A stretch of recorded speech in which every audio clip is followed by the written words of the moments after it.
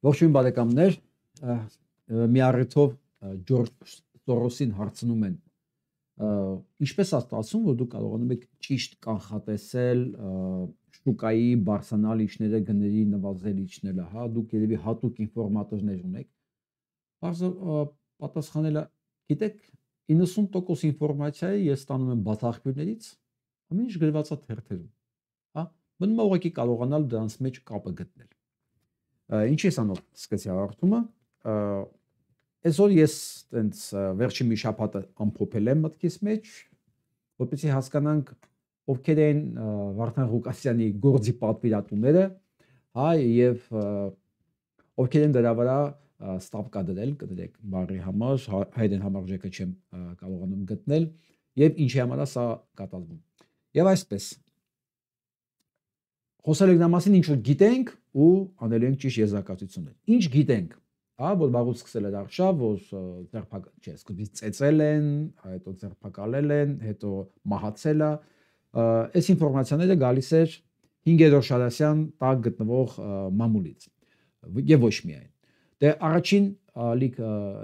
լրատվականը երևի գիտեք ում է, սա այն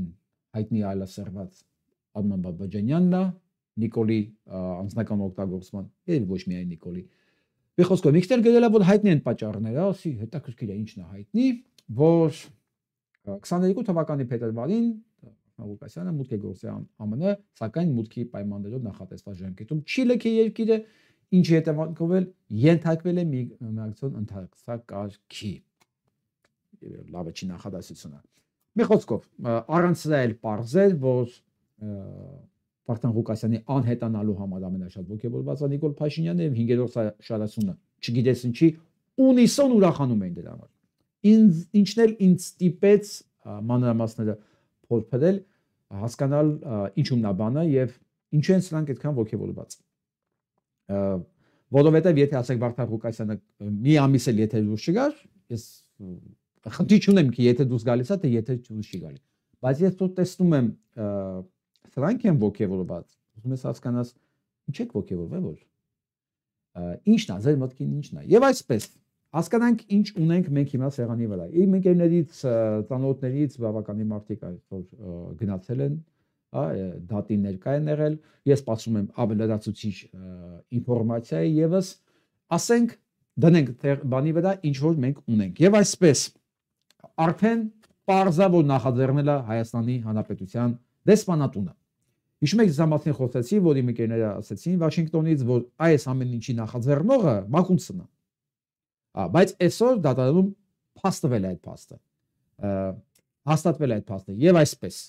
Հայաստանի Հանրապետությունը նախաձեռնել է Վարդան Ղուկասյանի կալանավորումը Ամերիկայի Միացյալ Նահանգներում։ Ես չգիտեմ ինչ հիմնավորման, բայց ասեցի, որ պապես 15-ից 17 ինչ որ հիմնավորում մեղադրանք են ներկայացրել Վարդան Ղուկասյանի նկատմամբ։ Եվ ամենահետաքրքիրը որն է, որ չի կարող Հայաստանի Հանրապետությունը Ամերիկայում էմիգրացիոն օրենքները խախտելու համար այդ ներկայացնի, որ Վարդան Ղուկասյանի դամար պատժեն։ Այսինքն առաջին լրատվականի, այսինքն Բաբաջանյան Արմանի գրածը ոչ այլ ինչ է քան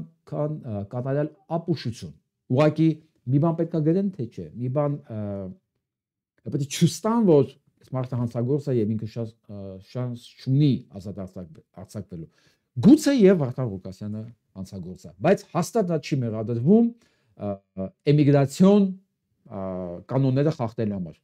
Եթե ուրիշ բան կապացուցվի, մենք կապրենք, կտեսնենք, բայց հաստատ նա մեջ ինչ որ մեղադրվում է,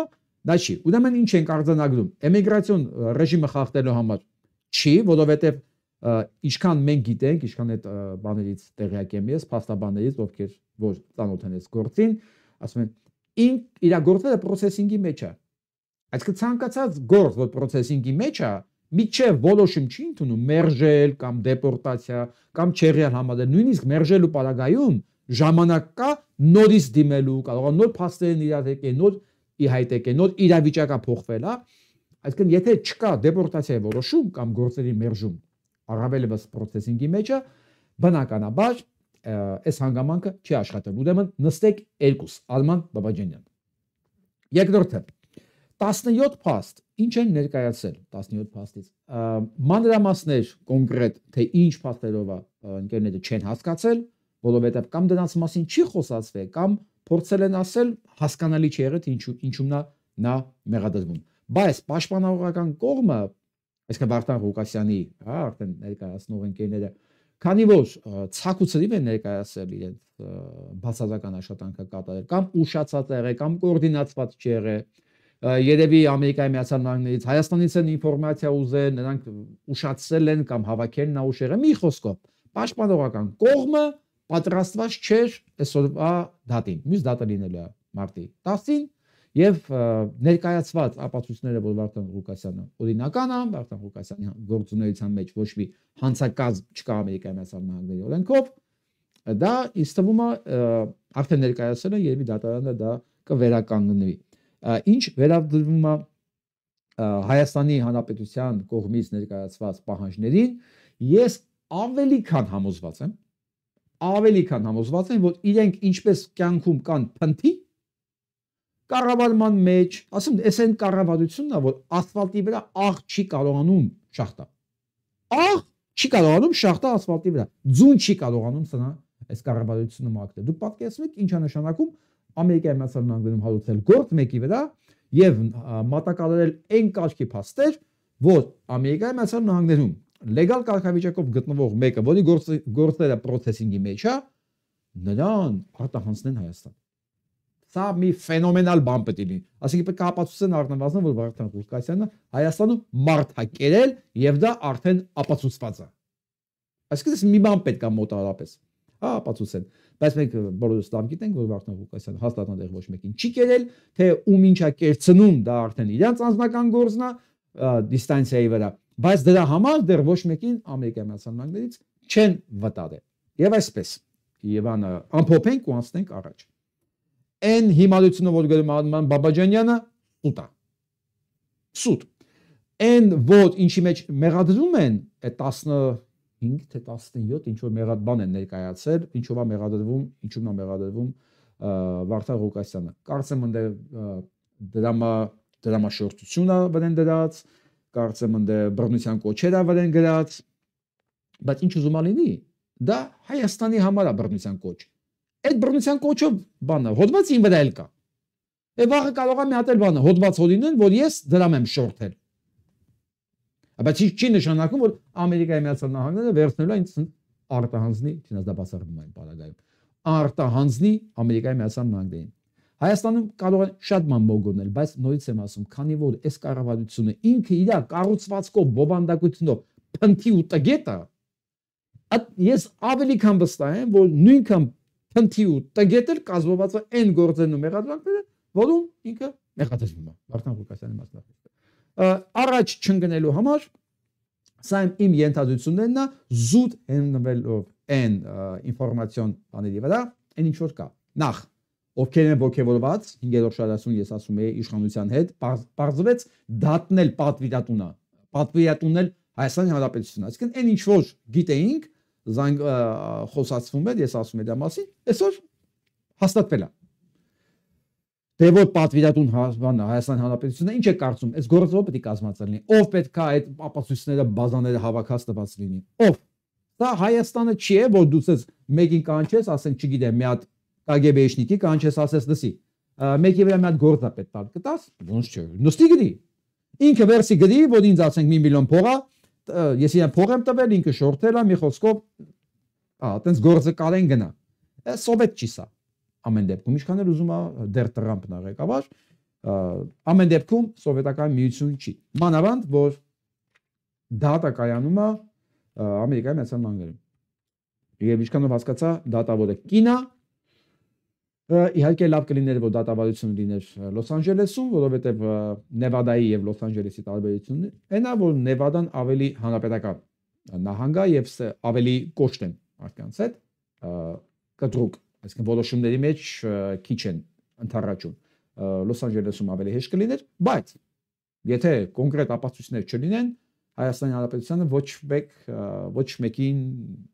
չի արտահանձնի, մանավանդ ասում եմ, այտենց պայմանագիր չկա Հայաստանի եւ Ամերիկայի Միացյալ Նահանգների մեջ կնքված արտահանձնման վերաբերյալ։ Ես կարծում եմ այս ամեն ինչը երևի մի շաբաթ կավարտվի, նույնիսկ եթե գրավովել ազատ արձակվի, դե պատրաստվեք այս ամեն ինչին դիմագրավելու այդ ժամանակ ես չեմ պատկերացնում ձեր վիճակը ինչա լինելու։ Այդ չնեղանակ ոչ մեկին, հա, ոչ մեկից որ չգիտեմ, ստերից մտնին, դերից դուրս գա։ Ես կարծում եմ արդեն լինելու է դա լրիվ արդարացված, այդ դրանում չկասկածեք, որ այդ ամեն ինչը լինելու է եւ ավելի կոշտ ձևերով։ Իսկ ինչ վերաբերվում է, ես այսօր կարդացի մի քանի հոդված բանում։ Լավ, հասնենք այդ հոդվածներին, նոր կասեմ։ Ուրեմն գնանք հերթով։ Մի հատ ուզում եմ այս վիժյոնը լսենք, իրար հետ կներեք իհարկե, պետք է ցույց տամ։ Յան հաջորդ հարցի համար։ Շնորհակալ եմ, պարոն Փաշինյան, ես ձեր պատասխանից շարունակեմ թեման իմ գործընկերոջ բարձրացրած բանակցությունների միջոցով չեզոքացնել այդ բոլոր ռիսկերը եւ խնդիրները, որոնք որ կան, եւ շարունակեմ մի ցիտատով։ Ինձ զարմացնում է, որ մեր երկրում դեռ կան մարդիկ, ովքեր իլյուզիաներ ունեն գրավյալ, եթե կուզեք ազատագրված, եթե կուզեք օկուպացված տարածքների վերաբերյալ։ Ես չեմ ընդունում այն տեսակետը, թե լավ դիվանագիտությունը կարող է այնպես անել, որ այդ տարածքները չվերադարձնենք Ադրբեջանին։ Մերը թողած ուզում ենք տերը լինել ուրիշին։ Հարցս հետևյալն է. արդյոք ձեր նախկին պատասխանի եւ այս ցիտատի միջև չեք տեսնում հակասություն, եւ արդյոք, ինչպես ասվում է, քաղաքական իրողություններով պայմանավորված դուք նույն կարծիքին եք, թե այլ, այս պահի դրությամբ եւ այսօր։ Շնորհակալ եմ։ Շնորհակալ եմ, պարոն Սաղաթելյան, հարցի համար։ Ասեմ, որ ձեր ասած մեջբերումը արդեն 5 տարի իմ նկարով, լուսանկարով շրջանառության մեջ է դրված սոցիալական ցանցերում 5 տարի։ Եվ նշված է, որ ես դա գրել եմ հայկական ժամանակի կոնկրետ օրը հրապարակված հոդվածում։ Այս ընթացքում ես 15 անգամ այդ օրը հայկական ժամանակում տպագրված իմ հոդվածի լուսապատճենը հրապարակել եմ 15 անգամ, որտեղ ձեր ասած որևէ նախադասություն գոյություն չունի։ Եվ ես ցավում եմ։ Վերջը, ել մնացած էական չի։ Փաստորեն այս կենթանակերպը հերքում է, որ ինքը նույնիսկ այտենց բան ասի եւ այտենց մտածել, բայց գիտեք ինչն է հետաքրքիր, որ սա իրականացեց այն, ինչը ասում է Արման Սաղաթելյանը։ Ստեղ ինքը հերքում է, այս պարագայում էլի, ու սա իրականացեց։ Լավ, այս մարդը էլ ինչ անի, էլ ոնց չուստա իր բոլոր շերտերով կուտակված մարզն ու ատելությունը այս ազգի նկատմամբ եւ իր տոտալ անբարոյական լինելու հանգամանքը, ասենք, գիտեք, իմ համար ավելի անբարոյական մարդ չկա, քան ուրիշ աչքի հետ պեջ նայող եւ սուտ խոսացող։ Անբարոյականությունը գիտեք, պարտադիր չի ֆիզիկապես ինչ որ մեկի գնա բավարարի, չգիտեմ, հա, դավաճանի։ Անբարոյականությունը դա իմ համար ասոցացում է բացառապես ստի հետ։ Նայ աչքերիդ ու սուտ խոսի։ Դա իմ համար կատարել անբարոյականությունն է։ Այսինքն եթե մի մարդ կարողանում է նայ աչքերիդ ու սուտ խոսա, դրանից այն կողմ Փաշինյան Նիկոլ գոյություն չունի։ Այսօր նույն բանն անում է միջերոց Ամերիկայի Միացյալ Նահանգների այսօրվա նախագահը։ Էլ սա, էլ ինչ անի, որ մենք հասկանանք, որ ցանկացած մեկը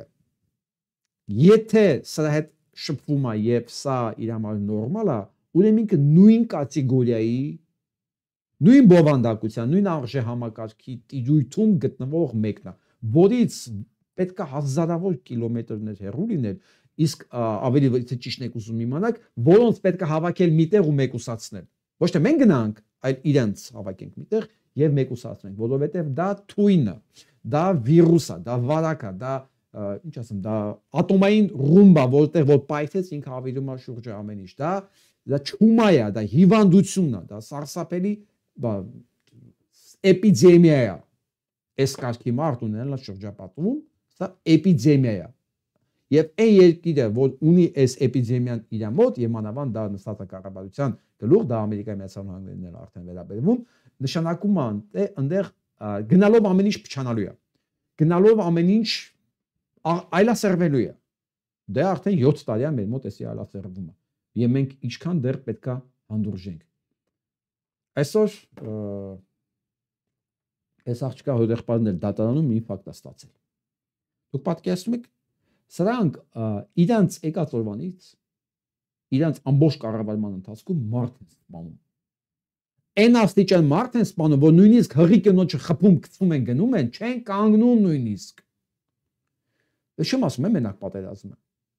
Դուք կարող եք պատկերացնել եւս աշխարհում մի տեղ, որտեղ նախագահի կամ վարչապետի շարասյունը մարդ խփի մեքենայի տակ գցի, շարասյունը թողի գնա։ Ոչ կանգնել, ոչ դատ ու դատաստան, ոչ շտապ օգնություն։ Դուք պատկերացնում եք մի տեղ, դա հնարավոր լիներ։ Դա եղավ Հայաստանում։ Ու քանի տարի դատականությունը գնում է, այս մարդի բոլորին հնարավոր բոլորին հասցնում են ինֆարկտի։ Բոլորին բերում են ինֆարկտի դուրը։ Եթե ես հասկանում եմ։ Ես հասկանում եմ մարդը, որտեվ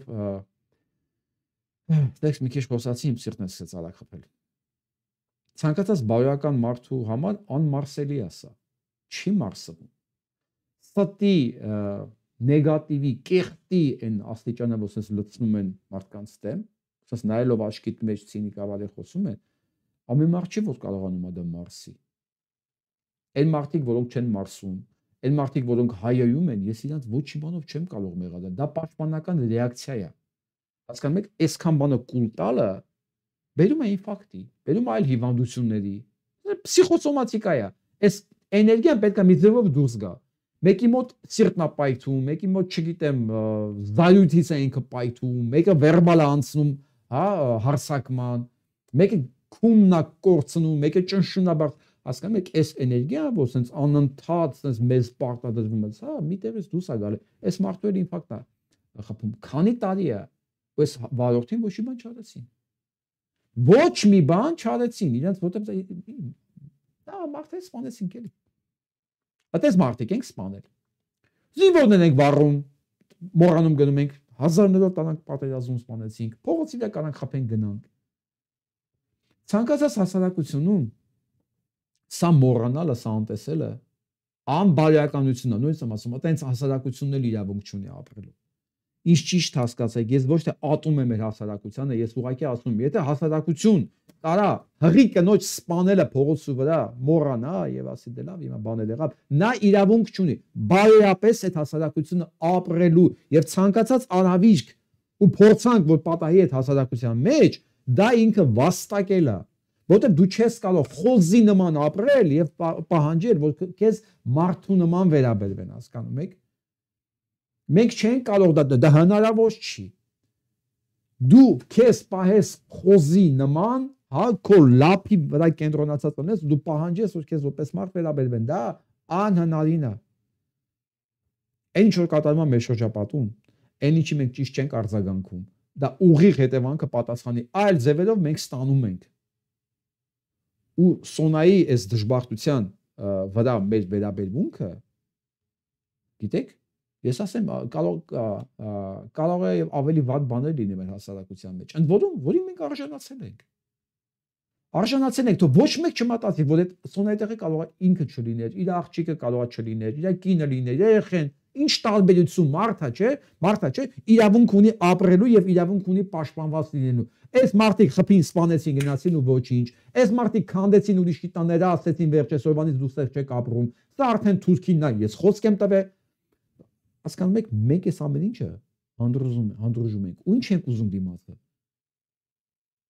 Ինչ ենք վաստակել մենք դիմացը ստանալու համար։ Ես կարծում հələ մենք ինչ մենք ստանում ենք, մենք հələ դեռ ամբողջը չենք ստացել։ Մենք ավելի վատ բաներ ենք արժանի։ Մենք սես մարդ ունենք մեր շարքերում։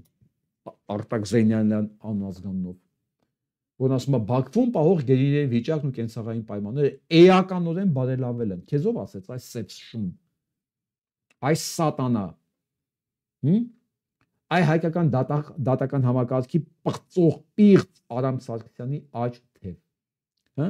Ես քիչ ամանում Վարդան Ղուկասյանն անեմ, որովհետև իր տեղը երևում է։ Պատկերացնում հիմա ինքը ինչեր էր ասում արդեն։ Դու ինչ գիտես։ Ինչ գիտես, ինչի է ինքն դեռ բանտում, ու ասում ես հանգստացեք։ Ասեք եթե իրանը ժամանակ փշերի վրա են պահում, կամ չգիտեմ, կեղտի մեջ են պահում, հիմա իրան էլ կեղտի մեջ են պահում։ Այս կապուտներն էլ Իրանը չի։ Հարցը ստեղ Ռուբեն Վարդանյանը չի։ Հարցը սրանց աջակցությունն է Ալիևին։ Փոխանակ այս նկարները մարդու իրավունքների պաշտպանի բոլոր գրասենյակները աշխարհով մեկ գնա ցույց տային, որ Ալիևը հանցագործ է, դրանք հանգստացնում են հայ մարդուն, ասում են, բան չկա, մենք մի քիչ բարելավվել է։ Այսինքն օրական 5 անգամ ծեծելու փոխան հիմա 2 անգամ են ծեծում։ Կամ չգիտեմ ինչ են անում իրար հետ այնտեղ։ Դա սա կոչված է հասարակությունը խափելով եւ հանգստացնելով։ Մեծ հարց եմ տալի։ Այն մարդը, որ վաղը գնաց սրան, այս սև սատանային, Արամ Սարգսյան կլինի այդ եվրո ժետոնից ով ուզում ալի։ Դրանց որ ձայն տա, ես հիմա հարց եմ տալի, ինքը իրավունք ունի լավ Հայաստանում ապրելու, թե չէ։ Ես պարտավոր եմ իր համար կամ Վարդան Ղուկասյան կլինի կամ ով ուզում է, մեկը պարտավոր է իր համար ստեղծեն Հայաստանը, որտեղ ինքը ապահով ապրի։ Եթե ինքը գնալու է չորացած ձեռքով սրանց ձեն տա։ Հարց լեգիտիմ հարց է, չէ։ Եթե մեկը այս մարդասպանին, այս Ալիևի կամակատարին, այս Նիկոլի գործիքին ձայն գնա տա, ես պարտականություններ ունեմ իր կենցաղը կյանքը բարելավելու։ Ոչ։ Պետք է հասկանաք մի բան, այս մեր երկրում Սասունցի Դավիթ չի լինելու։ Եթե երկիրը այդ վիճակին է, նշանակում է ոչ թե լիդեր չկա, նշանակում է ժողովուրդ չկա։ Նշանակում է ժողովրդի մեջ այս տեսակին բանը առավելություն տվողը այնքան շատ է։ Ես դեմ եմ ցանկացած լիդերների, որ պետք է գա փոխի։ Ոչ մի լիդեր չի կարող փոխի։ Չի կարող ոչ մի լիդեր փոխի, եթե ժողովուրդը այս կարգի սև տականքին ձայն տալի, բարև տալիս, հետ համագործակցումը։ Հիմա հարց եմ ուզում տամ, սրա գոլեգաներն են Խզմալյան Տիգրանի միջև վերջի ոչնչությունը։ Դուք եք կարծում, որ իր վիճակը Բաքվի բանտում արդեն ավելի լավ է։ Իհարկե դուք եք կարծում, դուք նույն ամանից հաց եք ուտում դուք։ Այդ ամանի շերեփն էլ լցնողն էլ Փաշինյան Նիկոլն է։ Ձեզ լցնում է դա, որ հանկարծ բանը Ալիևին չնեղացնեք։ Տվել են քեզ ինչ ուզում ես արա։ Դուք հասկանում եք, ասում փոխանակ այս кейսը, այս նկարները, այս բողոքները գնաց մարդու միջազգային դատարան։ Չէ, հայկական հասարակությանն են հանգստացնում, չի հանգիստ եղեք։ Իրանք արդեն բարելավվել են։ Անձամբ էս գնացել տեսել տականք։ Հա? Անձամբ բաղ ընտրություններ ա լինելու, չէ՞ Գյումրիում։ Ես վստահ եմ սրանց ձայն տվող ա լինելու, չէ՞։ Ես էլ ձեզ նորից եմ ասում, ով սրանց ձայն տվեց, ես իր համար ցանկացած մեկը, մոռացեք իմ մասին, ցանկացած հայ, ցանկացած մտահոգ հայ, սրտացավ հայ։ Իրավունք չունի սրանց համար մտահոգվել եւ մտածել ոնց անենք երկիրը փոխենք, փրկենք, որ սրան ձեն տվողին, սրան աջակցողի համար ավելի լավ պայմաններ լինի։ Ոչ։ Ուզենանք էլ չեն կարող անել, որովհետեւ ով ինչ ցանում է, այն էլ պետք է հնձի։ Ոչ թե պետք է հնձի, այն էլ հնձում է։ Հետևաբար այստեղ ոչ մեկը Սասունցի Դավիթի դեր չի կարող խաղալ։ Եվ վերջապես այդ Սասունցի Դավիթի ժամանակներն են անցել, հա։ Սասունցի Դավիթի օրինակի վրա տեսնում ենք, հա, որ մեկը դուրս է գալի կռվելու, բոլոր թևերից կախվում են։ Ասում են, չէ, ամա մի խփի, ամա մեր տունը փորձանք մի բեր։ Տեսեք ուզում։ Հեսա Գյումրի ընտրություններում տեսնենք, այս սև սատանաներին, այս Եվրոնա, այդ մյուս այդ միշիկներն են, չգիտեմ, Նիկոլները, բոլորի հետ հեսա տեսնելու են, չէ։ Տեսնել ենք ով ինչքան ձեն է տարել։ Ըստ դրա կորոշենք, Հայաստանը ապրելու բան ունի, հեռանկար ունի, թե չունի։ Դա օբյեկտիվ բան է լինելու։ Առանց ավելորդ էմոցիաների ժողովուրդ, առանց ավելորդ էմոցիաների։ Ես մի հատ նայեք էլի։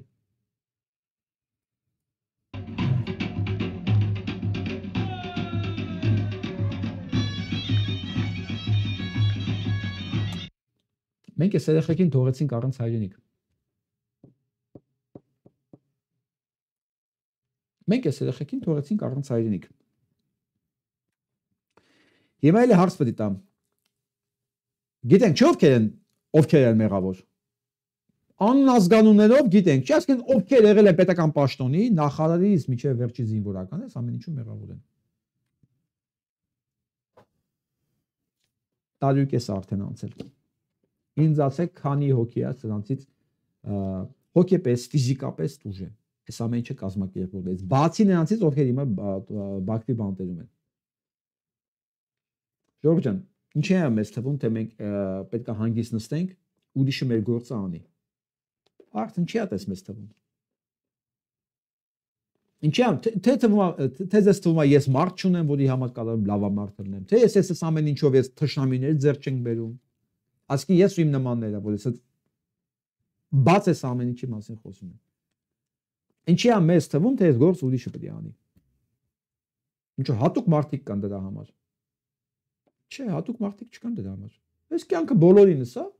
ամենքս մի ձայնի հնարավորություն ունի, ամեն մեկս իր փայով, իր մասով ինչ որ բանի համար է պատասխանատու։ Ասեմ ավելին չի կարելի վերցնել, քան դու կարող ես ստանել, որտեղ բնություն դառնում մարդկես ապտակում է։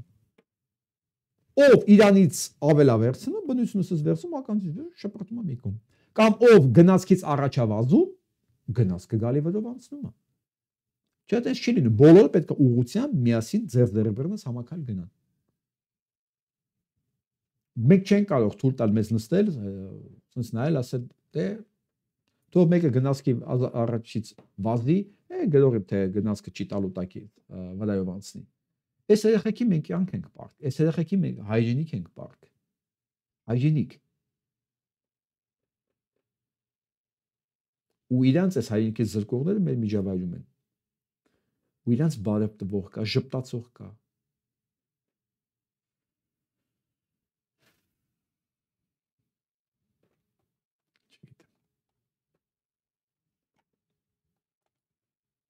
Սան ճանաչում եք։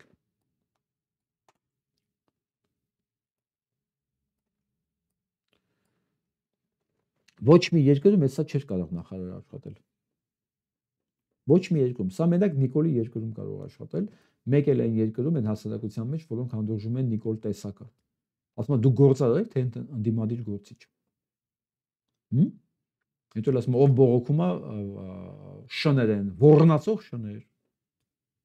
Սա մի մարդ, որ ինքը ոչ մեկն է, կենսագրությունով ոչ մեկ ա եղել։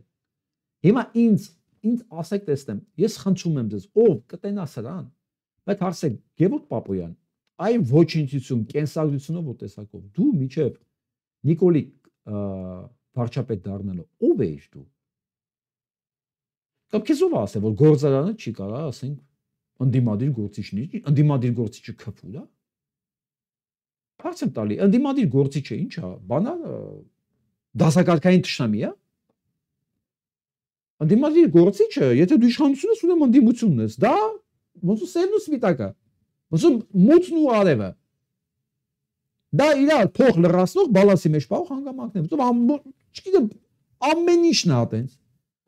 Ու սա նախարարը։ Մաս ասեմ տալի, սա անտեսնող լինում է։ Լինում է։ Իրան ասել են, որ ինքը տականք է։ Շատ կասկածում եմ։ Ես ուրիշ բան եմ մտածում, սա տեսնողները առիթից օգտվելով այնքան են ժպտում, իջը վերջի բանը ստամոքսի ենթաստամոքսային գերձերը բա։ Որոնալով սա ով է, սա ինչ է,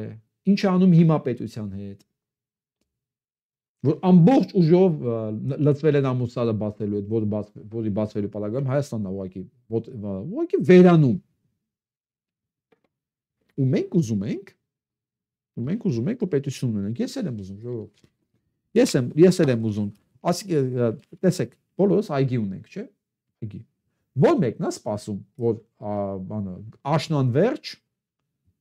իր այգին պետք է աննեսնի, ոնց ասեն գարնան սկզբին էր, հա, որ բան չկար, խոտը նոր էր այսքան բարձրացել, հա, բողբոջները, աշնան վերջով է սպասում այտենց։ Բոլորը հասկանում են, չէ, եթե դու ամբողջ տարին տիրություն չես անում, խոտը աճում է, ծառերը կախվում են, ճղերը եսի մուր են հասնում, միջքը վրա փչանում է կամ տակն է փչանում, բոլորը հասկանում են, չէ, որ դա պետք է խնամել, պետք է խոտը հանձել, ծառերը հետել, միջքը հավաքել, մի խոսքով սրսկել, ջրել ժամանակին։ Մենք ոչ մի բան չենք անում։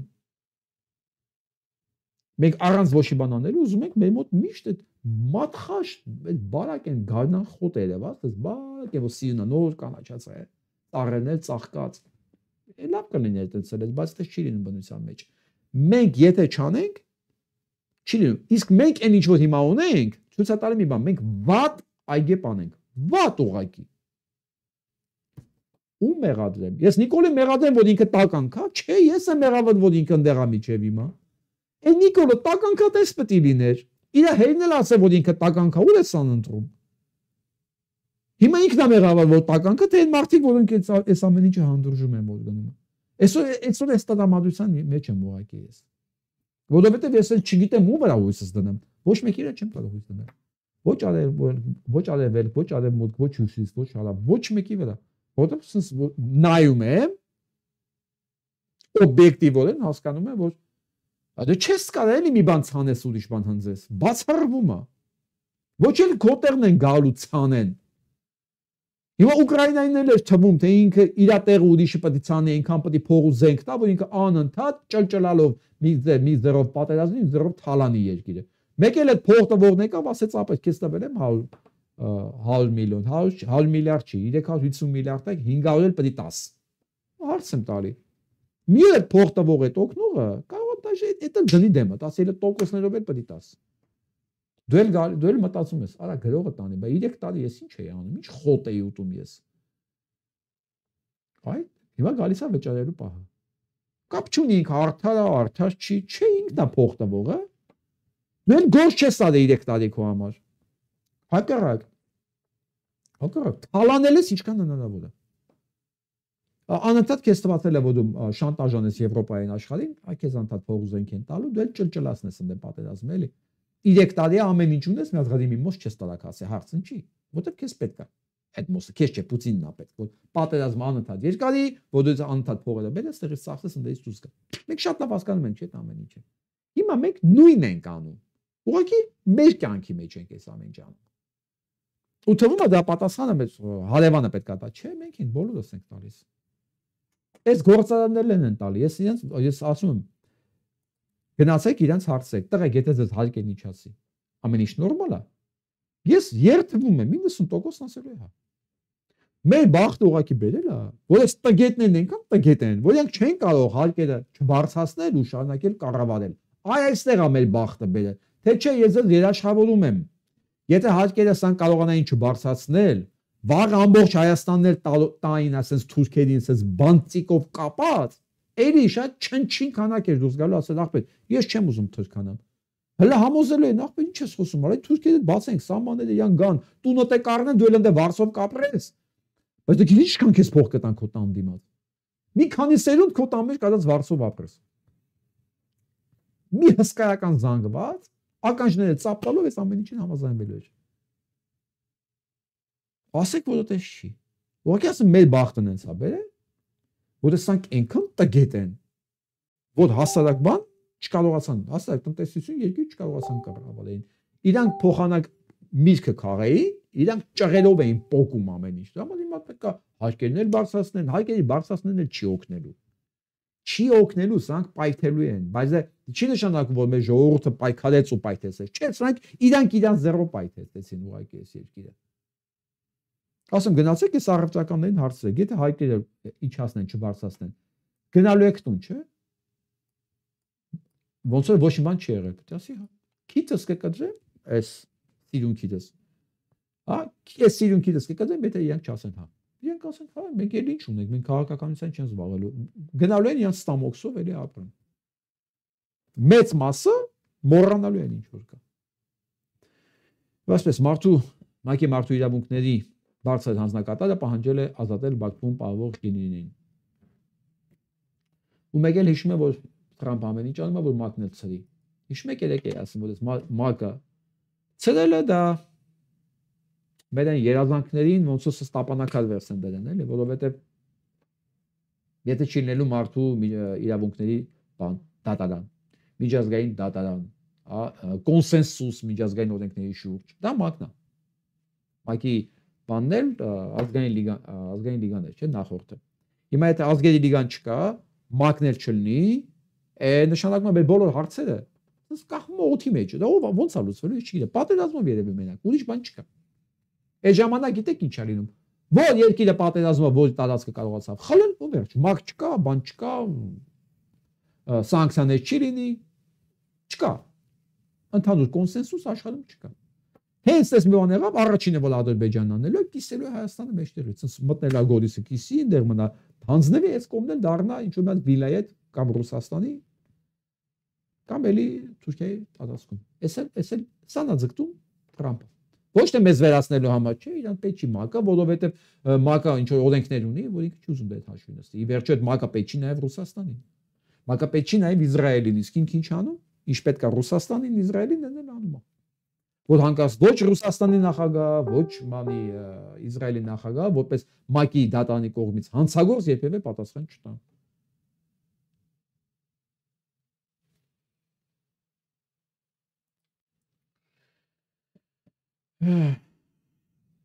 Ռուսաստանը մուտում նեսօրվանից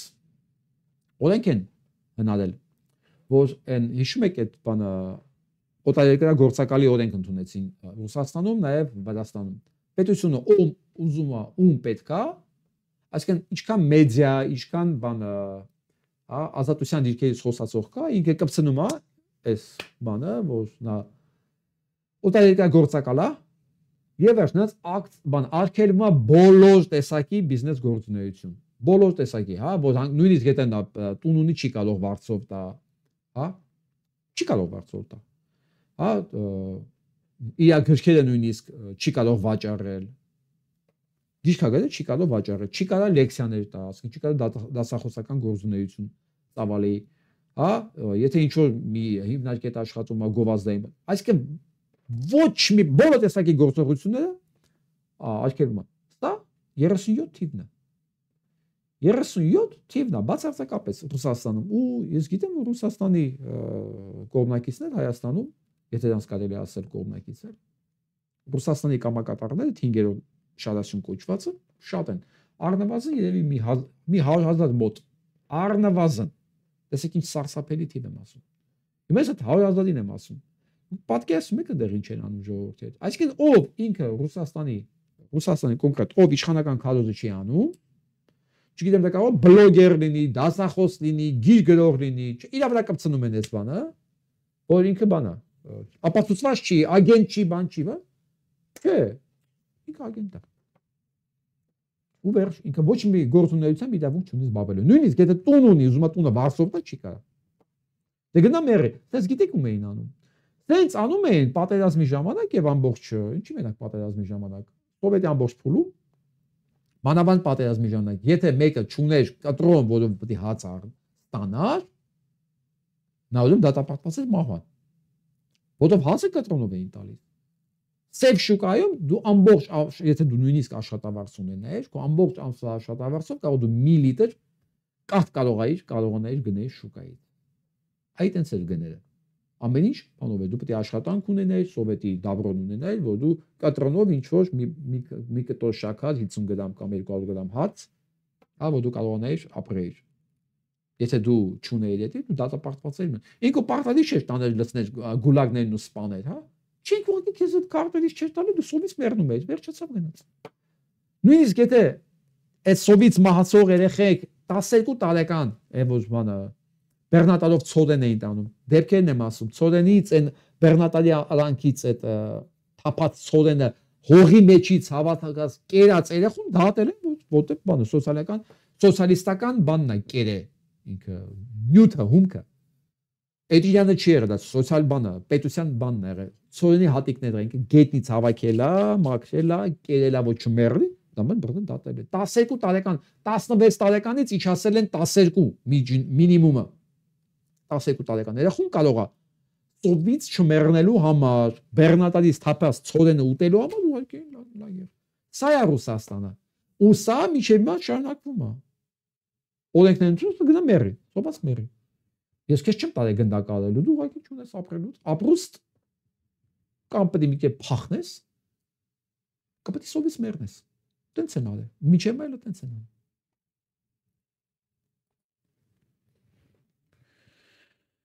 Եկատերինբուրգում անետացել է բունտ բարձրացած ավելի քան 100 վիրավոր զինծառայող։ Պատկերացնում եք։ Վիրավոր զինծառայողները Եկատերինբուրգում ցույց են արել, հաջող տուն անետացել են։ Սա ձեզ ոչ մի բան չի հիշեցնում։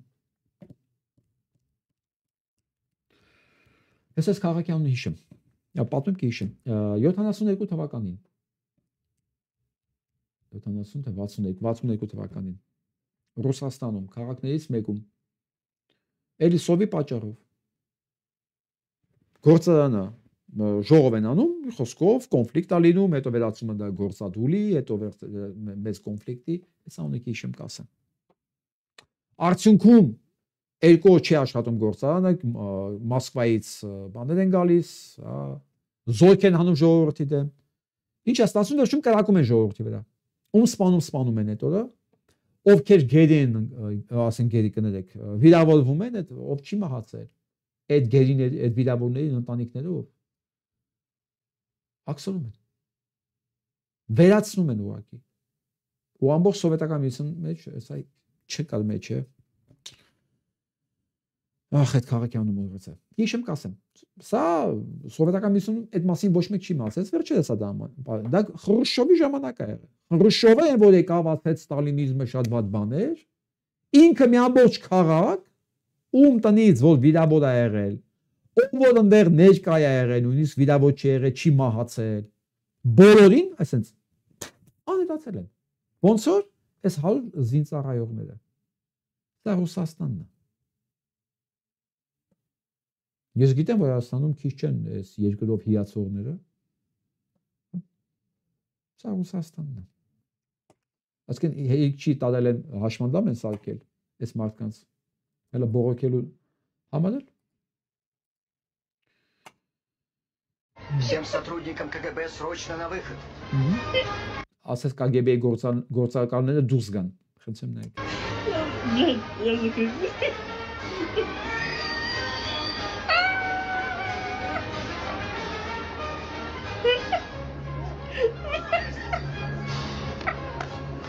Всем сотрудникам КГБ срочно на выход.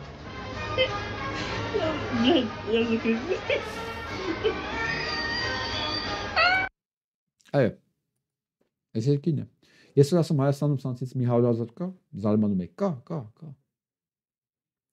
Ոչ մի երկիր այսքան փող չի ծախսում այս Շալասյան վրա, ինչքան Ռուսաստանը։ Երևի մեկ էլ Թուրքիան այդքան ծախսում։ Դա համար էլ ժողովուրդը սոված է։ Այս ղեկավարներին ինչ։ Իրանց համար կարևոր է։ Ինձ համար կարևոր է իրենց իշխանությունն է։ Ժողովուրդը սոված կլինի, կիսա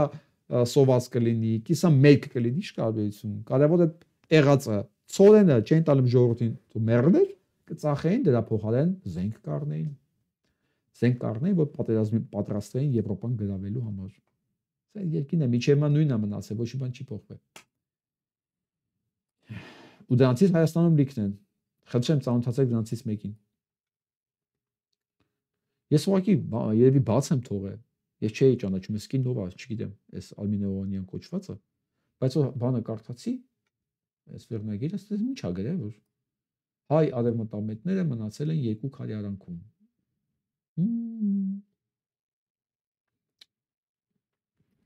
Սա չեն կարում Թրամփի ազնագազմին ոչ մի բան ասեն, չգիտեն չեն կողնորոշում, ոչ մի բան չեն կողնորոշում։ Հիմա ես ուզում եմ հարցնեմ էլի այս Արմինե Օվանյանին։ Դուք ինչի նկատում եք ոսմիկ արևմտամետ։ Այս Նիկոլի Եվրոժետոնները Այս բանը, որ ինքը խոսում է, պարզ իրամասին ասում է, ով է ինքը, այս ինչ որ միջև մա ցույց տվեցի, այս նրանցից մեկն է, գուլագի մնացորդը էլի, գուլագի ներկայացուցիչն է մնացորդն է Հայաստանի տարածքում, ու գիտեք ինչքան են սենսները, Ըստ ցավնեն որ ասենք որ արևմտամետ բան են այս Նիկոլը դրել է ասենք Արման Բաբաջանյանին ասել է այս տականքին տենում եք այս այլասերված սերափոխին էսի արևմտամետ է այ որ ասում եք արևմտամետ է էսի արևմտամետ է ինչ ուզում եք ասեք այն իրականում այդ արժեքային համակարգ կրողները գլուխները մտցնում են բացում եք ասում մենք չենք կարող Արման Բաբաջանյանն լինենք մենք ո՞նց կարող Արամ Սարգսյանն լինենք կամ Շիրիմյան մենք չենք կարող լինենք ու մենք չենք կարող Խուշուձյանի նման նայենք աշնետ ու սուտ խոսանք կամ Խզրոյան Տիգրանի նման չէ ապա մենք ես չգիտեմ ով ենք մենք ինչի՞ չէ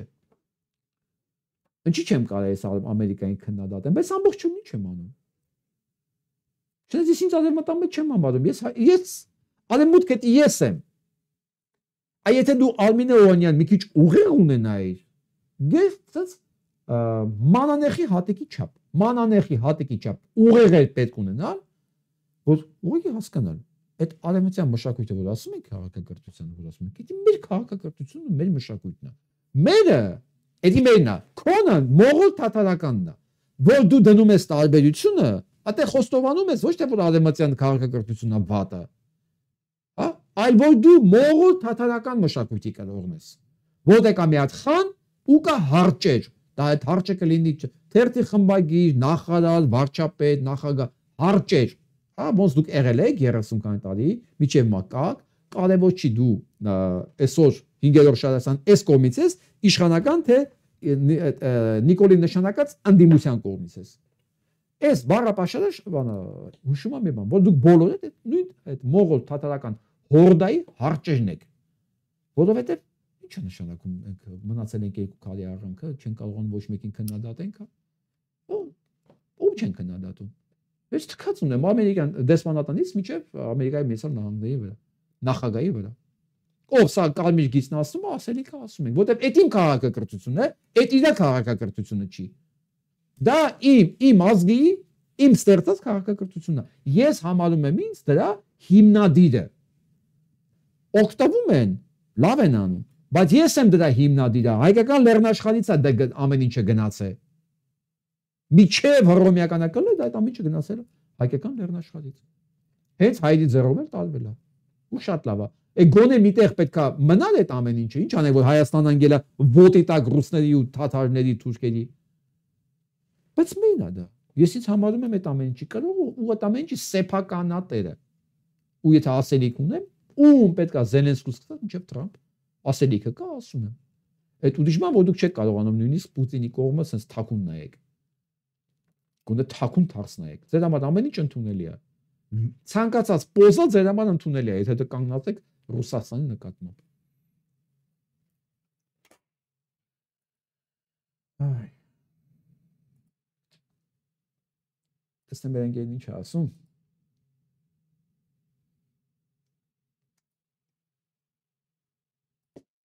Հիշվեք որ ասեցի պետք է ինձ ինֆորմացիա տան, հենց հիմա եկավ ինֆորմացիան, ես ուզում եմ ձեզ այդ կիսվեմ ուղղակի, արդեն փաստորեն նյութել կա, խնդրեմ։ Վարդան Ղուկասյանի դատավարությունը։ Դատական նիստ մարտի 3 ԱՄՆ։ Դատական դահլիճում լարված մթնոլորտ էր։ Դատավորն արդեն տեղում էր։ Վարդան Ղուկասյանը նստած էր պաշտպանական կողմում, կողքին իր փաստաբանները։ Մյուս կողմում դատախազությունը, որը ներկայացնում էր հայաստանյան իշխանությունների պահանջը, նրան արտաքսելու, իսկ Հայաստանում Միացյալ Նահանգների դեսպանատան դիմաց հարյուրավոր ցուցարարներ շարունակում էին իրենց բողոքի ակցիան, պահանջելով արդարություն Վարդան Ղուկասյանի համար։ Դատավոր Ջոն Հարթմանը, մոտ 60-ամյա խստակերպ տղամարդ, մուգ կոստյումով եւ ականցներով, մտավ դահլիճ։ Նրա դեմքը անթափանց էր, սակայն հայացքը սուր եւ ուշադիր։ Վարդան Ղուկասյանը նստած էր պաշտպանական կողմում, հագած վարս, սակայն խնամված հագուստ։ Նրա դեմքին երևում էր եւ վճռականություն, եւ թեթև հոգնածություն։ Կողքին նստած էին նրա փաստաբանները, որոնք ակտիվորեն պատրաստվել էին այս նիստին։ Դահլիճի մյուս կողմում դատախազը Թոմաս Գրեյը ներկայացնում էր Հայաստանի կառավարության դիրքորոշումը։ Դատավորի բացման խոսքը։ Դատավոր Հարթման իր սեղանից փաստաթղթեր վերցնելով։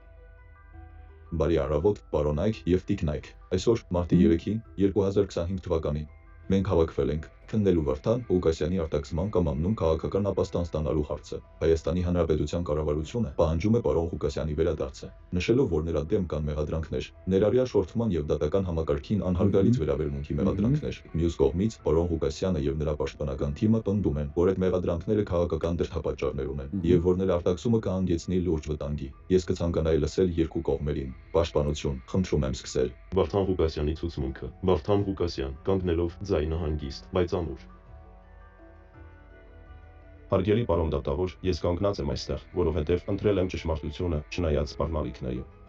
Ես նախկին ոստիկան եմ, ով տարիներ շարունակ աշխատել է Հայաստանի օրենքի սահմաններում, բայց երբ ես տեսա, թե ինչպես է կոռուպցիան կործանում իմ երկիրը, ես որոշեցի խոսել։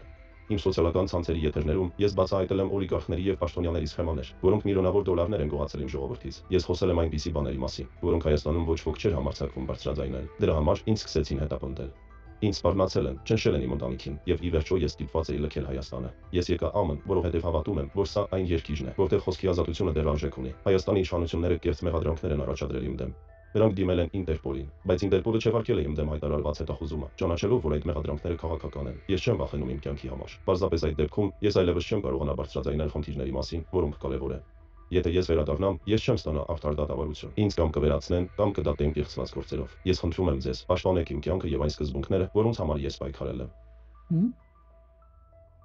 Նա խոսելիս դահլիճում լռություն էր տիրում։ Նրա ձայնը թեև հանգիստ, բայց եւ լի էր խոր համոզմունքով։ Նա նստեց հայացքը հառվելով դատավորին։ Դատախազի փաստարկները։ Դատախազ Թոմաս Գրեյ վեր կենալով։ Ձայնը պաշտոնական եւ սառը։ Հարգելի դատավոր, այս գործը քաղաքական հետապնդման մասին չէ, այլ օրենքի գերակայության։ Հայաստանի Հանրապետությունը պարոն Ղուկասյանի դեմ ներկայացրել է օրինական մեղադրանքներ, որոնք ներառում են շորթում եւ դատական համակարգի նկատմամբ անհարգալից վերաբերմունք։ Նա չի ներկայացել դատարան պատասխանելու այդ մեղադրանքներին։ Փոխարենը փախել է երկրից։ Մենք հարգում ենք ԱՄՆ-ի օրենքները, սակայն Հայաստանի կառավարությունը պահանջում է, որ նա վերադառնա եւ կանգնի օրենքի առաջ։ Ինչ վերաբերում է նրա պնդումներին, թե իր կյանքը վտանգված է, մենք չունենք կոնկրետ ապացույցներ, որոնք կհաստատեն այդ պնդումները։ Նրա խոսքերն ավելի շուտ հռետորաբանություն են, քան փաստեր։ Հայաստանը ժողովրդավարական երկիր է եւ պարոն Ղուկասյանը կունենա արդար դատավարության հնարավորություն։ Մենք խնդրում ենք դատարանին բավարարել արտաքսման պահանջը։ Փաստաբանների պատասխանը։ Հարգելի դատավոր, ես կցանկանայի պատասխանել դատախազին եւ ներկայացնել մեր դիրքորոշումը։ Պարոն Ղուկասյանի դեմ մեղադրանքները ոչ միայն կեղծ են, այլև քաղաքական դրդապատճառներով առաջադրված։ Մենք ունենք փաստաթղթեր, որոնք ցույց են տալիս, որ Հայաստանի իշխանությունները տարիներ շարունակ ճնշել են ընդդիմադիր գործիչներին։ Պարոն Ղուկասյանի եթերները բացահայտել են կոնկրետ անձանց, օլիգարխներ եւ նախկին ու ներկա պաշտոնյաներ, ովքեր այժմ ցանկանում են վրեժխնդիր լինել։ Ավելին, Ինտերպոլի կողմից հետախուզման չեղարկումը պատահական չէր։ Դա տեղի է ունեցել այն բանից հետո, երբ միջազգային կառույցը եզրակացրեց, որ մեղադրանքները չունեն բավարար ապացույցներ եւ քաղաքական բնույթ ունեն։ Եթե պարոն Ղուկասյանը վերադառնա Հայաստան, նա չի ստանա արդար դատավարություն։ Նրան սպասում է կամ բանտ, կամ ավելի վատ ֆիզիկական ոչնչացում։ Մենք նաև ունենք տեղեկություններ, որ Հայաստանի դեսպանը Միացյալ Նահանգներում ակտիվորեն ճնշում է գործադրել այս գործընթացն արագացնելու համար։ We know you have a lot to consider when Սա վկայում է, որ սա բարձ արտաքսման գործ չէ, այլ քաղաքական վենդետա, ըստ ԱՄՆ-ի օրենսդրության եւ ՄԱԿ-ի փախստականների մասին։ Կոնվենցիայի անձը չպետք է արտաքսվի այնպիսի վայր, որտեղ նրա կյանքի սպառնում է վտանգ։ Մենք պահանջում ենք, որ դատարանը մերժի արտաքսման միջնորդությունը։ Մյուս փաստաբանի հավելումը գործի հետ կապած։ Պարոն դատավոր, ես ցանկանում եմ ընդգծել, որ Հայաստանում այսօր գործում է մի համակարգ, որտեղ ընդդիմությունը ճնշվում է, բայց իմ պաշտպանյալը հետապնդվում է ոչ միայն իշխանությունների, այլև ընդդիմության մի շարք ներկայացուցիչների կողմից, քանի որ նրա բացահայտումները վերաբերվում են տարբեր գործիչների անօրինություններին։ Վարդան Ղուկասյանը դարձել է այդ համակարգի թիրախը, քանի որ նա ժողովրդի ձայնն էր։ Եթե նա արտաքսվի, դա կլինի ոչ միայն նրա, այլև Հայաստանում ժողովրդավարության մահը։ Դատավորի հարցեր եւ քննարկում։ Դատավոր հարթման դիմելով Ղուկասյանին։ Պարոն Ղուկասյան, դուք ասում եք, որ ձեր կյանքը վտանգված է։ Կարող եք կոնկրետ օրինակներ բերել, որոնք կհաստատեն ձեր խոսքերը։ Վարդան Ղուկասյան։ Այո, պարոն դատավոր։ Դեռևս 2019 թվականից իմ ընտանիքին սպառնացել են, որ եթե ես չդադարեցնեմ եթերները, նրանք վտանգի տակ կդնեն իմ կյանքը։ Իմ եթերներում ես անուններ եմ տվել օլիգարխներ, նախկին ու ներկա պաշտոնյաներ, ովքեր այժմ իշխանության մեջ են։ Դատավոր դիմելով դատախազին։ Իսկ ինչ կասեք Ինտերպոլի որոշման մասին։ Դա չի հաստատում, որ մեղադրանքները կարող են քաղաքական լինել։ Դատախազ Գրեյ։ Հարգելի դատավոր, Ինտերպոլի որոշումը կարծում եմ վերջնական չէ եւ չի նշանակում, որ մեղադրանքները անհիմն են։ Հայաստանը պնդում է, որ կան ապացույցներ եւ դրանք պետք է քննվեն Հայաստանյան դատարանում։ Այստեղ են ասում, դե ներկայացեք ձեր ապացույցները։ Ես վստահ եմ, որ այս փնթիները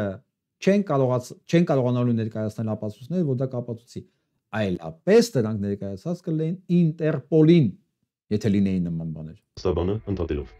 Դա ծիծաղելի է, պարոն դատավոր։ Հայաստանում դատական համակարգը վերահսկվում է իշխանությունների կողմից։ Եթե պարոն Ղուկասյանը վերադառնա, նա չի ստանա արդար դատավարություն, այլ կդառնա քաղաքական պատանդ։ Փակման խոսքեր, փաստաբան։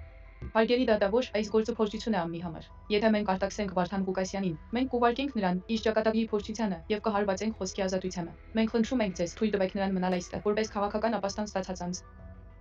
Վարդան Ղուկասյան վերջին խոսքով։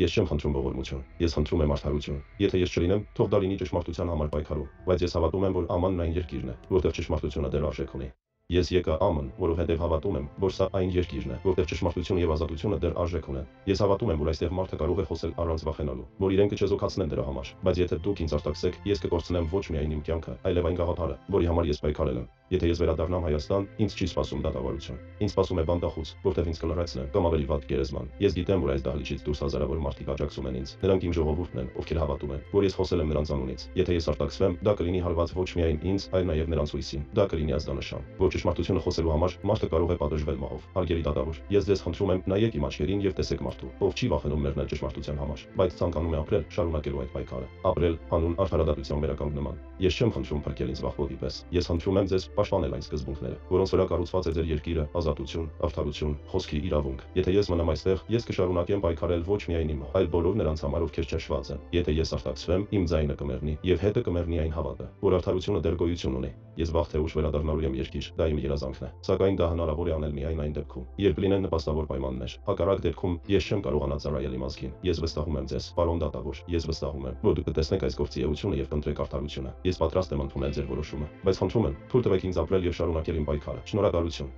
Նա դանդաղ նստում է, ձեռքերը դնելով սեղանին, հայացքը դեռ ուղղված դատավորին։ Դահլիճում մի պահ խորը լռություն է տիրում, մինչև դատավորի մուրճը կոտրում է այն։ Դատավոր Հարթման.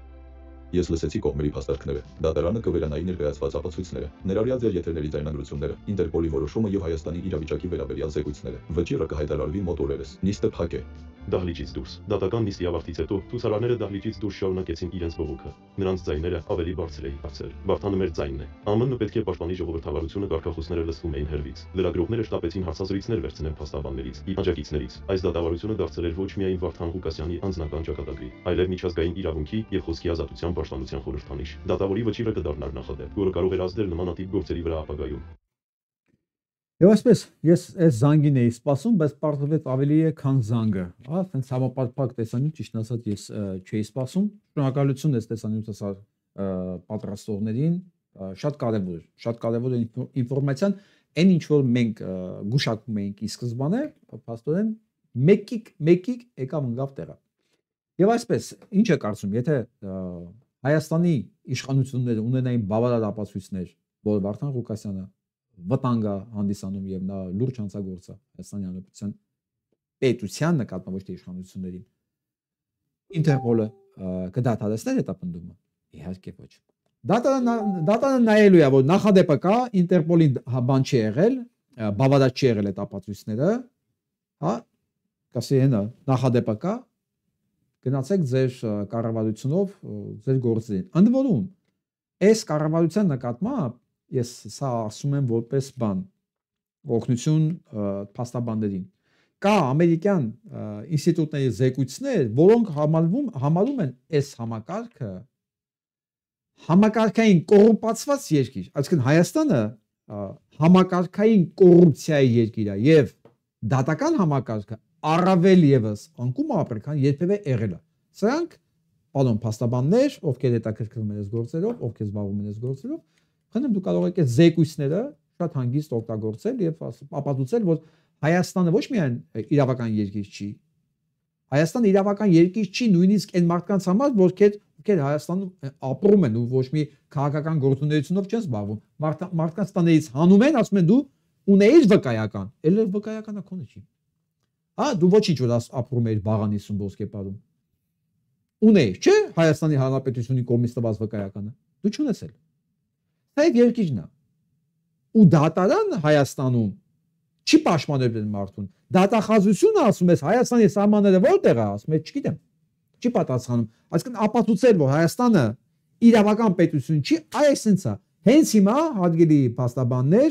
դատարանը որոշել է, որ ամուր սարը չպիտի շահագործվի, հանրապետության կառավարությունը Հայաստանի ասում է թքած ունեմ ես քո որոշման վրա, ես գնում եմ շահագործեմ, տալիս եմ Լիլիանին, որ շահագործի։ Լիլիան ասում է ես փող չունեմ, ես սնանկ եմ, ասում է փողն էլ ես կտամ։ Էսանից ավել, գիտեք ես Հայաստանի բնակիչի համար է կարող դե լավ է։ Հայաստան, եթե ամերիկյան դատավորը լսի որ դատարանը որոշում է կայացրել, ինչ որ փող վարչապետ թքած ունենա դրա վրա, հլընկնեն սնանկ կառավարանը, սնանկ հիմնարկի վրա պետությունը փող տա, որ հակաօրինական գործունեություն ծավալեն, ընդհանրապես բանա հուշում է, դու կարող ես եւ ավելի լավ բաներ գտնեք, բայց այս ապացույցները, որ այս պետությունը պետություն չի, անօրինական կառույց է, ոչ իրավական, հա, դա ինչքան ուզեք, գտեք ինձ ինչքան ես կտամ։ Եվ այսպես, գնանք առաջ։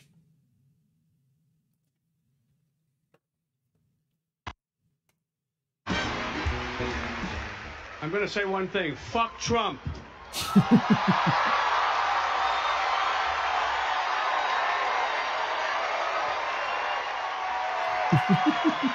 Կարճ կոնկրետ։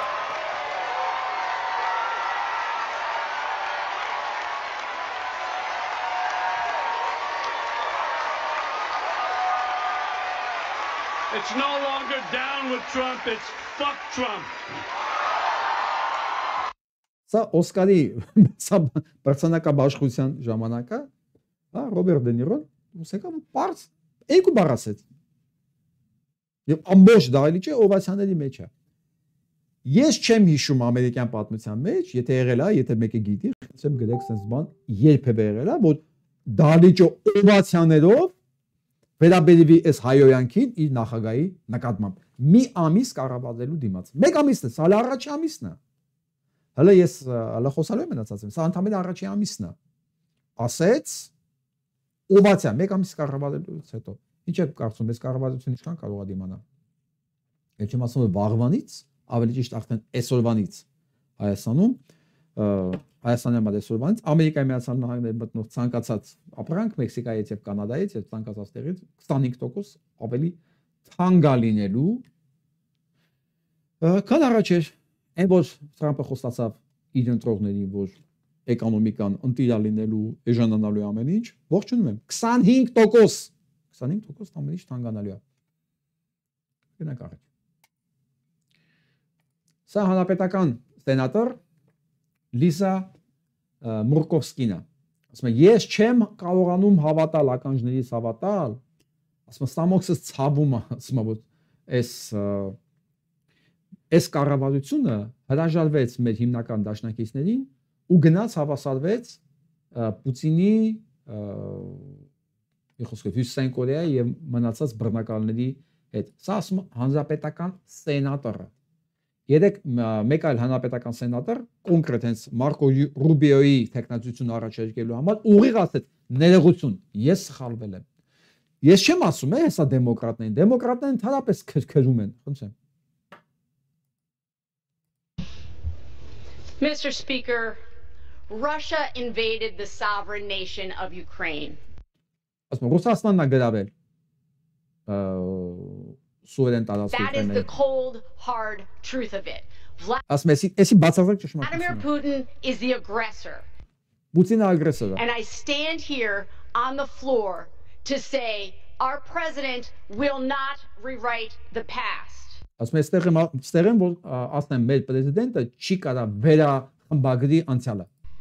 Putin has mercilessly continued this war for over 3 years now, a war that has led to immeasurable suffering for Ukraine and a shocking death toll of both Ukrainians and Russians. And the region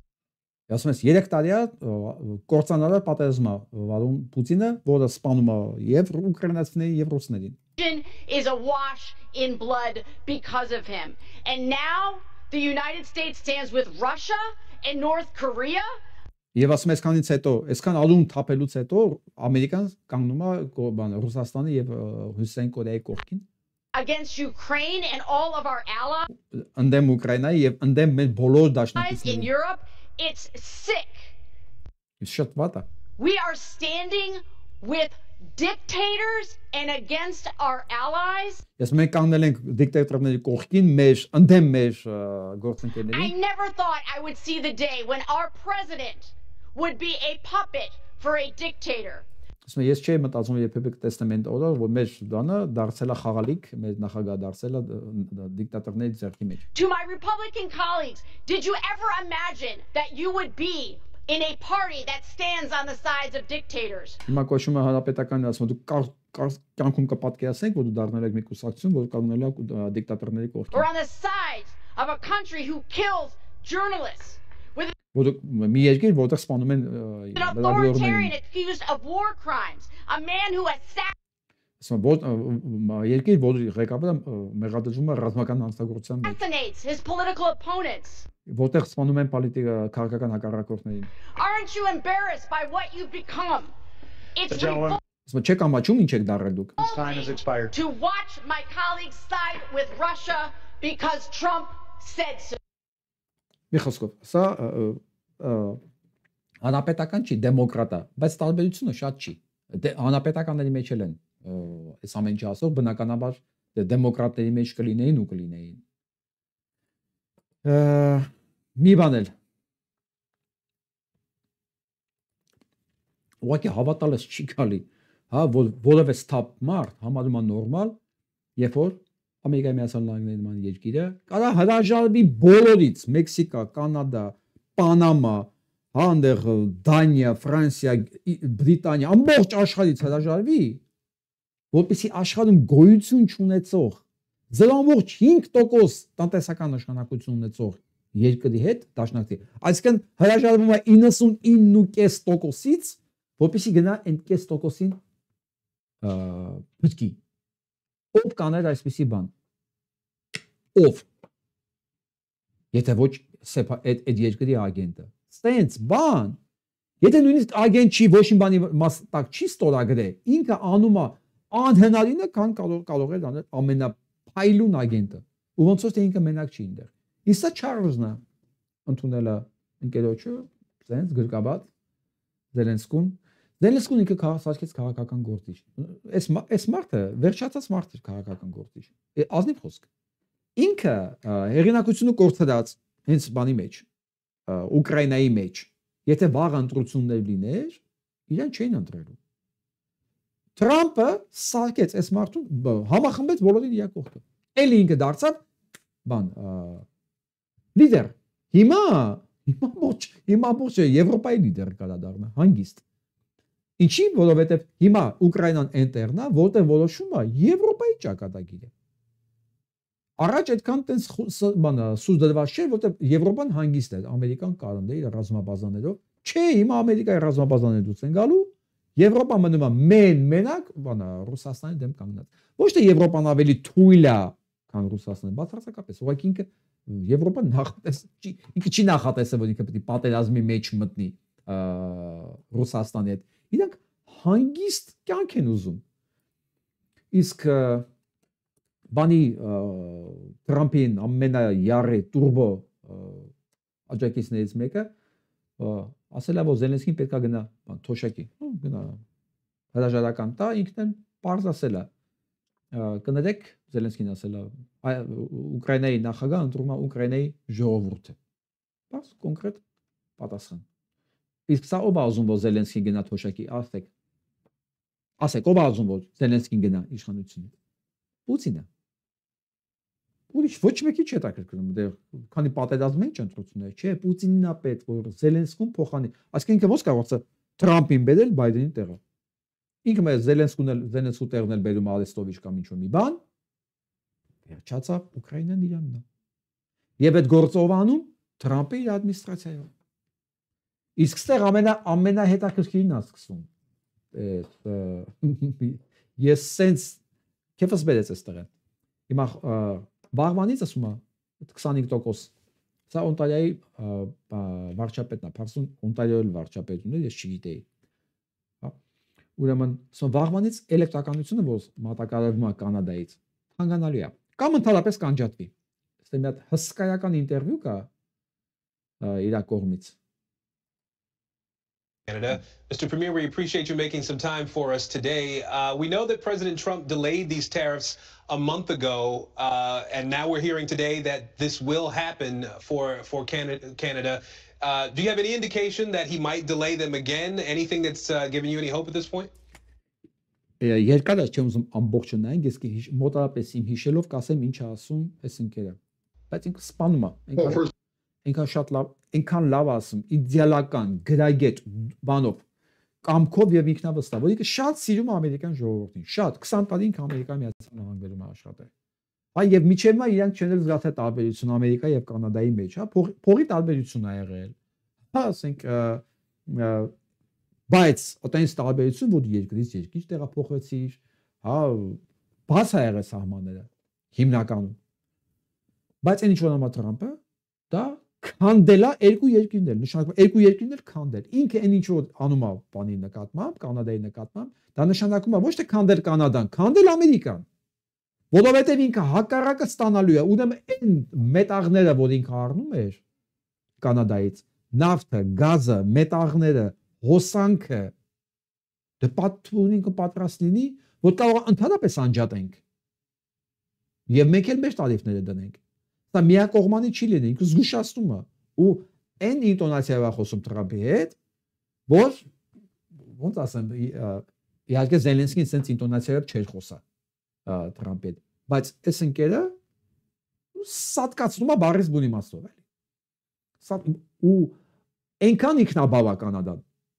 այնքան ինքնաբավ, որ Ամերիկան ավելի շատ ունի Կանադայի կալիքը, քան Կանադան Ամերիկայի։ Որ ամբողջ աշխարհում հիմա սկսել են կանադական ապրանքներ ավելի շատ սպառել, եթե ասենք նգնում են խմիչքը, վիսկին կամ ինչ-որ մի բան, որը կանադական է, ամերիկան, ամերիկանը դնում է մի կողմ, խմում է կանադականը։ Կանադայում օգտագործում բացարձակապես կանադական է։ Միջև հիմա այս տարբերությունը չի եղել։ Ոչ մեկն չի մտածել, դե հիմա։ Բա։ Նույնն է ինչ տարբերություն։ Հա, հիմա Թրամփը, տեսեք ինչ ամ, ամենակարևոր իր գործընկերներին թշնամացնում է,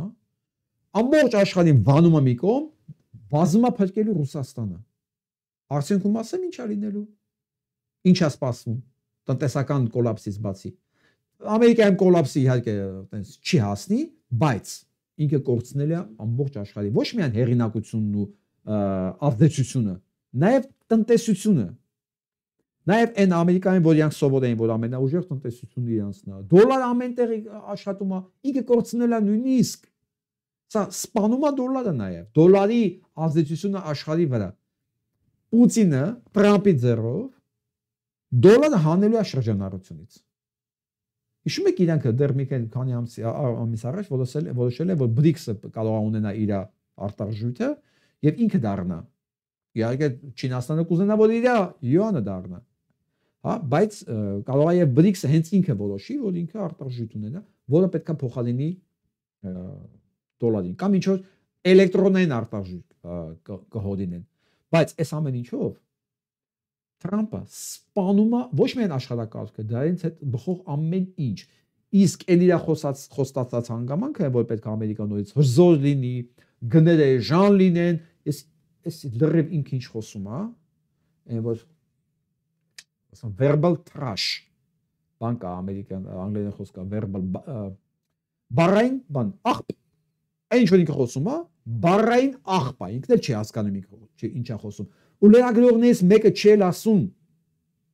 պարոն պրեզիդենտ երբ որ դու բոլորի հետ թշնամանում ես դու ոնց ես վերահսկելու այդ շուկաները եթե Կանադան քո ապրանքն առնում էր եւ քո բաները տեխնիկան սպառում էր, հա, մեքենան կլինի, IT ոլորտի բաները կլինեին, պրոդուկտը կլիներ։ Էդի սպառում էր մենակ մի բանի համար, որ ձեր մեջ տնտեսական համագործակցություն կա Ամերիկայի եւ Կանադայի, նույնը Մեքսիկայի, նույնը Հարավամերիկայի մնացած այլ երկրների, նույնը Եվրոպայի եւ որ վերացավ քո քաղաքական ազդեցությունը եւ այդ տնտեսականների մեջ կապերի մեջ դու սկսեցիր լարվածություն մտնել, ինքը քեզ փոխարինող է ճարելու Իսկ քեզ փոխարինող հենց այնտեղ կանգնած է Չինաստանը գրկաբաց սպասում է Չինաստանն է Հնդկաստանն է Հարավային Կորեան է այնքան առաջարկող կա ինչի է ձեզ թվում թե Apple-ը այդ միակ product-ն է միակ հեռախոսը կամ միակ թաբլետն է որ ընդհանրապես գոյություն ունի ես Apple չեմ օգտագործել կյանքում իմը բանա այն Android-ը ես Samsung օգտագործող եմ հավատարիմ Samsung օգտագործող ես երաշխավորում եմ ես Հասարակ բան 100 միլիարդ արդեն Տեսլան կորցրել է մեկ ամսա մեջ։ Հələ մենք չգիտենք թե Apple-ը ինչքան է օգտագործնելու։ Այս ամեն ինչը բերելու է, ուրեմն ամերիկյան տեխնոլոգիաների սպառման նվազեցման։ Այսօր միջելոց ասեմ ձեզ, որ կատակ չէ, սա արդեն բորսայում քանի տոկոս էսա գտնում է հոդվածը։ Հա, հեսա։ Ախր գիտեմ չէ, էսա մացին հոդված ունեմ։ Արդեն stock market-ը բաները տալիս է 650 point ընկել է ամերիկյան բաները արտադրանքները stock market արդեն իր 1.75% ընկել է այսինքն այս բանը շուկան այնքան զգայուն է իսա սկիզբն է որ պահին Եվրոպան սկսեց չսպառել ամերիկյան ապրանքը իսկ ամերիկյան ապրանքը գիտեք ինչ էին սպառում որտեղ կա ռազմավարական դաշնակցություն, զորքեր այնտեղ են, այսինքն դու սպառում ես այդ զորքերը պահելով, սպառում ես նաև ամերիկյան ապրանքը։ Եթե վաղը որը պարտադիր չէ ամենալավը լինի, ուղղակի այդ կապետը տենց, հա, կապետը տենց է ուղղակի, դու իր ապրանքն ես սպառում։ Եթե իր զորքն է այնտեղ, ինքը իր ապրանքն է հետը բերում, հա։ Դու էլ չես ուզում այդ ձեր հարաբերությունների մեջ լարվածություն մտցնես, ու չես գնում Չինաստանից բան բերես։ Եթե հանկարծ Ամերիկյան Միացյալ Նահանգները դուրս եկավ ՆԱՏՕ-ից եւ Եվրոպայից Եվրոպան ողողվելու է չինական եւ հարավկորեական ապրանքներով եւ նաեւ ճապոնական։ Այսինքն Ամերիկան բանը հասկանալու է, պարզելու է մի բան, որ ինքը հենց հիմա, որ աշխարհի ամենահզոր տնտեսությունն է, դրան մի բանի համար է մենակ։ Մի բանի համար, որ ինքը քաղաքական ազդեցություն ունի աշխարհի վրա։ Աշխարհի ամենամեծ շուկան Եվրոպան է։ Եթե դու կորցրեցիր աշխարհի ամենամեծ շուկան, Ամերիկան չէ։ Եվրոպան ավելի մեծ շուկա է։ Եվրոպայում 500 միլիոն է ապրում։ Ամերիկայում 330 թե 340։ Եվրոպայում 500 միլիոն եւ ավելի վճարունակ մասսա է ապրում։ Ամերիկայում հարուստներն են շատ, բայց միջինը ստաբիլ, Եվրոպան ավելի շատ է։ Այսինքն Ամերիկան, եթե կորցեց աշխարհամենամեծ շուկան, դուք պատկերացնում եք Ամերիկայում ինչ բանը գործազրկությունն է սկսելու։ Ինչ ինֆլյացիա է սկսելու, պլյուս դրան թանկացած տարիֆներով տնտեսությունը։ Հիմա ես հարց եմ տալի, եթե ինքդ է սանկցիաներ դնում Մեքսիկայի, Եվրոպայի, Կանադայի վրա, ինչի այդ առիթից պետք է չօգտվի Կանադան կամ Մեքսիկան, ինչի այդ առիթից չի կարող օգտվի Չինաստանը կամ մտնի աղբեր մի պատկան, ինչ է կյանքից առնում։ Առ ես ձեզ ձրի գնով եմ տալի, ջրի գնով, մի տարի էլ ձրի եմ տալի սոֆտվերները օգտագործեք այս տեխնոլոգիաները։ Ձրի եմ ամեն ինչ կանի, չինացիներին դուք լավ չեք ճանաչում, զգում եք, այս ամեն ինչի մեջ ինչքան լոռա Չինաստանը։ Իրա գործը այն ինքը ինչ որ պետք է միլիարդներ ծախսել շուկաները գրավելու համար, հենց հիմա Դոնալդ Թրամփի համար անում է դա։ Այն ինչ որ Չինաստանն ու Ռուսաստանը միլիարդներ պետք է ծախսեին ագենտներ վերբով կանելու համար, հենց հիմա Դոնալդ Թրամփը իրանց համար անում է աշխատանքից հանելա 100,000 մարդկանց, կարևոր մասնագետների, ֆեդերալ մակարդակի եւ ֆեդերալ հետախուզությունում եւ բանում կենտրոնական հետախուզությունում եւ հազարավոր մարդիկ։ Ուր են գնալու այդ մարդիկ։ Վստահ եղեք, իրանց փող տվող կլինի։ Ու ինչ է մնալու Ամերիկայից։ Մեզ Թրամփի կողմնակիցներ եմ ասում, սա հաջորդ քայլերը նայել եք։ Իսկ այս ամեն ինչին Ամերիկան հասել էր 80 տարվա ընթացքում։ Եվրոպան իր ձեռքի մեջ պահելով, զարգացնելով։ Եվ իհարկե նաև որոշ հետո անցնելով Հնդկաստան, օգնելով, կապեր հաստատելով, որ Հնդկաստանն զարգանա։ Որովհետև այլապես ոնց է հարկադրելու Չինաստանին։ Չէ, ինքը մենակ չի կարող։ Որտեղ Հնդկաստան պետք է ունենա կողքը, որ Հնդկաստանին ձեռով դրան հարկադրվի։ Բայց հիմա ամեն ինչ կորցնելու է։ Եթե սենց գնաց,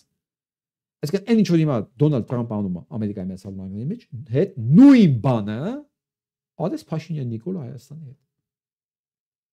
Ադես սպանեց ուղղակի Հայաստանը ու Թրամփը հենց հիմա դա է անում։ Նայեք։